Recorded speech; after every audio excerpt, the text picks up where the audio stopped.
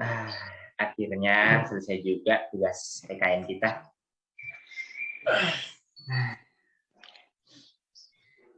Ah,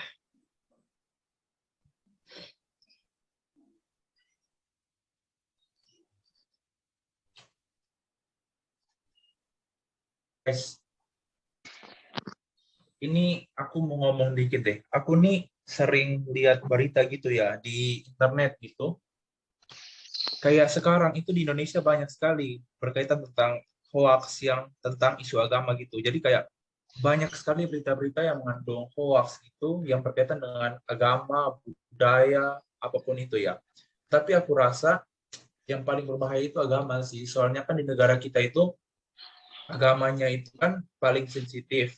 Jadi kayak ada berita-berita hoax ini malah makin memperkeruh suasana gitu. Jadi makin gampang untuk memperpecah belah negara kita gitu.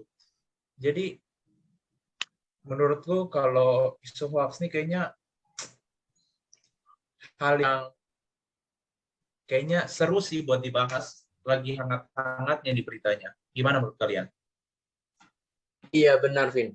Beberapa hari yang lalu aku juga melihat isu-isu hoax tentang isu agama, di mana di Indonesia ini saat ini perkembangan teknologinya sangat berkembang pesat ya, sehingga membuat hoax itu ada di mana-mana, Vin.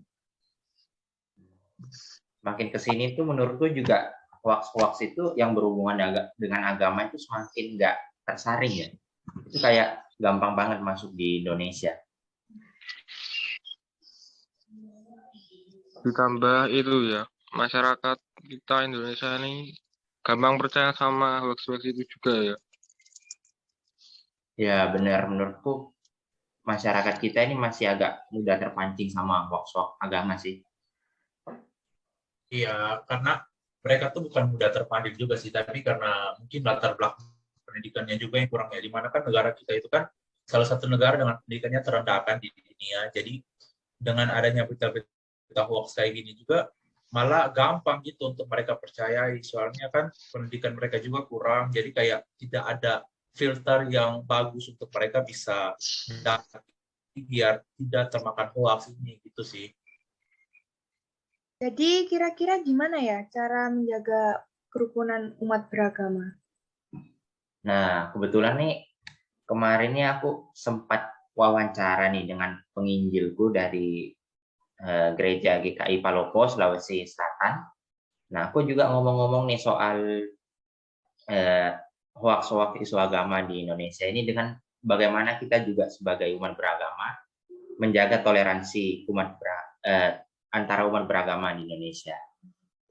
Nah, itu ayo kalau mau kalian kita nonton bareng-bareng ya, guys. Oke, boleh. Oke. Putar ya.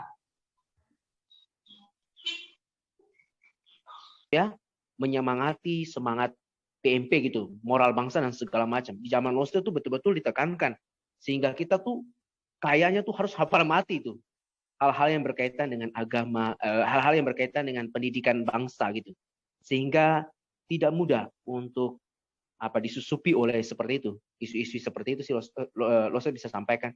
Jadi caranya ya itu yang membuat sehingga kondisi seperti ini ya mesti karena kurangnya pendidikan agama, pendidikan bangsa, pendidikan jati diri bangsa, nah itu kurang sih dan itu berpengaruh sehingga mudah sekali terpecah belah oleh isu agama. Ditambah lagi ya, memang edukasi agama ini menjadi sesuatu yang sangat personal sebenarnya menurut Lose. Gini maksudnya, kita tidak bisa kemudian meminta atau mengharapkan lebih tepatnya agama lain atau pemimpin agama lain yang kemudian dapat memberikan edukasi agamanya kepada jamaahnya atau jemaatnya gitu. Karena ketika kita bilang isu agama, kita akan melihat ranah yang akan kita guluti begitu. Perhatikan secara teliti, ranahnya ini bukan ranah bangsa saja sebenarnya dalam kehidupan berbangsa gitu. Tapi ranah relasi seseorang dengan Tuhannya gitu. Nah, ketika ada relasi seseorang dengan Tuhan, lalu diisi relasi itu dengan hal-hal yang misalnya ya, hoax di dalam relasinya dengan Tuhan, katakanlah ajaran-ajaran sesat gitu ya, sehingga mudah dipahami. Nah, orang akan dengan mudah kemudian termakan berita hoax. Maka, tadi seperti yang Lose bilang, Yang membuat masyarakat mudah sekali terpecah, khususnya mengenai masalah agama, yaitu kurang pendidikan agama, kurang pendidikan nilai bangsa, kurang agama itu juga. Kadang pengajar agama ini juga itu, yang maksud saya, mungkin mengajarkan sesuatu yang terlampau radikal kah, dinilai sesat kah, ya kurang lebih seperti itulah. Dan itu memicu loh sebenarnya. Sehingga sangat riskan kalau kita sudah membahas isu agama di Indonesia. Oke, Jason. Oke, lanjut Lasa ke pertanyaan yang ketiga. Apa yang sebaiknya dilakukan agar tidak terpengaruh terhadap berita hoax atau berita yang belum pasti kebenarannya yang dapat memicu perpecahan umat beragama di Indonesia? Nah, ini harapan-harapan sebenarnya. Yang Losa mau jawabnya sebenarnya harapan-harapan. Karena kalau saat ini itu dilakukan, harus akui bahwa saat ini itu pekerjaan besar dan pekerjaan berat untuk kemudian menekan berita hoax dan segala macam. Itu pekerjaan saat ini ya, itu tidak terpengaruh gitu dengan berita tersebut itu. Pekerjaan besar karena itu menjadi isu yang hangat di Indonesia. Hari-hari ini Jason bisa melihat dengan begitu jelas berita di TV gitu ya. Baca di surat kabar, apalagi kalau Jason punya sosial media, Jason akan menemukan di sana isu-isu agama itu dimainkan dengan begitu masif gitu. Sehingga untuk kemudian menghandle-nya itu pekerjaan besar. Itu yang saya sebut di awal tadi, pekerjaan besar dan pekerjaan berat.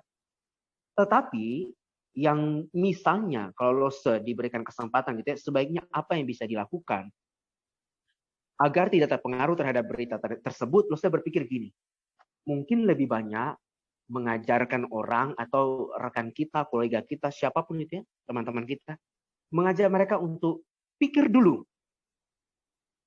Pikir dulu ketika mereka mendapatkan berita itu atau membaca berita itu, pikir dulu.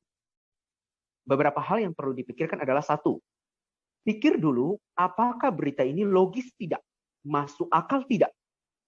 Itu dulu dipikir. Sebab kadang-kadang berita itu bukan hanya benar dan tidaknya. Kadang-kadang berita tidak logis juga itu, tidak masuk akal gitu loh. Tapi itu ya dipercayai ya gitu tuh. Maka menurut Loso lebih baik sekarang tuh pikir dulu ini berita logis tidak, masuk akal tidak ini isi beritanya maksudnya. Kemudian pikir dulu berita ini benar atau tidak. Nah, bagaimana caranya untuk mengecek berita itu benar atau tidak? Ya, kalau bisa upayakan untuk melakukan klarifikasi, cari dari berbagai sumber, verifikasi gitu ya. Mengecek sumber beritanya, mengecek siapa penulisnya, mengecek di platform apa berita itu disebarkan. Itu tuh misalnya bisa menjadi langkah-langkah awal sebelum kemudian misalnya jalan terakhir adalah lapor kepada pihak berwajib. Tapi bisa jadi itu dilakukan supaya tidak terpengaruh nih berita hoax. Itu langkah-langkah sederhana lah di awal supaya tidak terpengaruh terhadap berita hoax. Itu aja Jason. Oke, Lose. Lanjut ke pertanyaan keempat. Sebagai pemuka agama, apa yang sebaiknya dilakukan dalam menjaga toleransi umat beragama di Indonesia? Nah, ini pertanyaan baik karena Lose sebagai rohaniawan juga, sebagai pemuka agama juga, melihat pertanyaan ini sebagai tanggung jawab. Jadi kalau Lose pribadi itu sebenarnya gini, ini kan isu yang hangat. Dari tadi kita sudah mengatakan tentang isu inilah, isu agama dan segala macam yang dapat memicu perpecahan bangsa. Nah, Lose sebagai pemuka agama sih berharap sebenarnya, dan juga ingin mengajak sebenarnya jemaat dalam hal ini, karena sebagai pemuka agama ya, jemaah atau jemaat hari ini mengajarkan mereka atau mengedukasi mereka tentang toleransi. Itu penting sebenarnya Jason bagi Lose. Toleransi, kemudian mengajar mereka tentang apa sih artinya kebersamaan, apa artinya keberagaman, apa artinya keperbedaan. Diajarkan dulu kepada jamaah supaya mereka mengerti bahwa yang dinamakan keperbedaan dan keberagaman itu tidak hanya berkaitan dengan jenis kelamin atau gender, laki, perempuan, dan seterusnya gitu ya, tapi juga berkaitan dengan kepercayaan, keyakinan, suku, budaya, itu semua harus dikasih tahu. Dan kalau memang mereka sudah tahu, itu harus diajarkan. Kenapa perlu? Supaya kita, jamaah kita gini sebagai pemuka agama, katakanlah sebagai pemuka agama gini ya, mengajar jemaat supaya mereka mengerti bahwa kita ini semua sama-sama ciptaan. Ciptaan Tuhan tentunya gitu. Dan itulah sebabnya kita harus saling menghargai. Budaya saling menghormati, budaya saling menghargai dan keberagaman yang Lose sebut sebagai toleransi sih. Mengerti bahwa orang berbeda dengan kita, mengerti bahwa keyakinannya berbeda dengan kita, sekaligus mengerti juga ada batasan-batasan yang tidak boleh kita lampaui. Batasan-batasan yang sesungguhnya itu cukup hanya untuk kita saja, atau cukup hanya untuk mereka saja.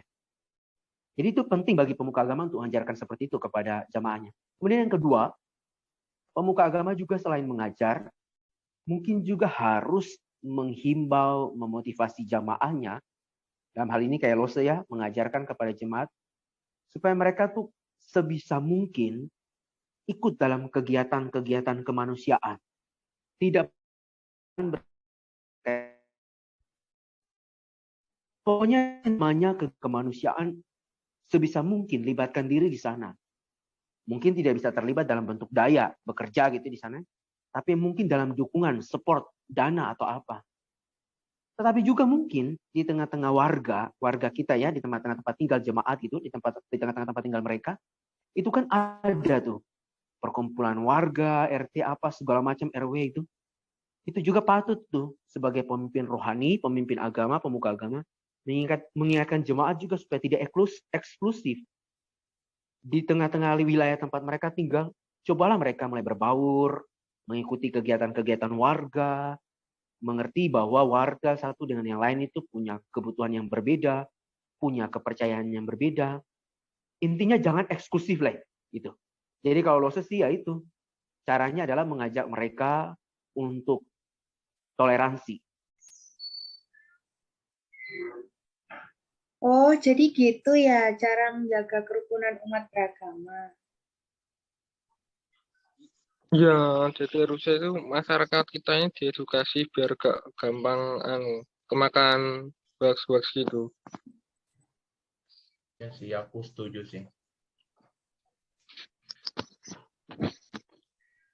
Gimana yang lain? Ya, aku juga setuju sih. Kita ini memang perlu mendalami tentang Pancasila.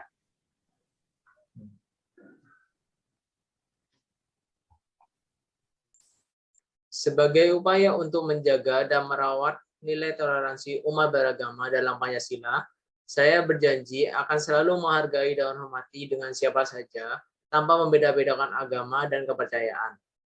Salam Pancasila. Sebagai upaya untuk menjaga dan merawat nilai toleransi umat beragama dalam Pancasila, saya berjanji akan menjunjung toleransi dan keberagaman umat beragama di Indonesia untuk menciptakan persatuan dan kesatuan. Salam Pancasila. Sebagai upaya untuk menjaga dan merawat nilai toleransi umat beragama dalam Pancasila, saya berjanji untuk selalu menghormati umat lain yang sedang beribadah. Salam Pancasila. Sebagai upaya untuk menjaga dan merawat nilai toleransi umat beragama dalam Pancasila, saya berjanji akan menjunjung toleransi dalam keberagaman untuk menciptakan persatuan. Salam Pancasila. Sebagai upaya untuk menjaga dan merawat nilai toleransi antar umat beragama dalam Pancasila, saya berjanji akan selalu menghargai dan menghormati satu sama lain, tidak akan pernah beda-bedakan dalam berteman, dan yang terpenting, saya akan selalu menjunjung tinggi nilai kebinekaan Tunggal Ika dalam kehidupan sehari-hari. Salam Pancasila.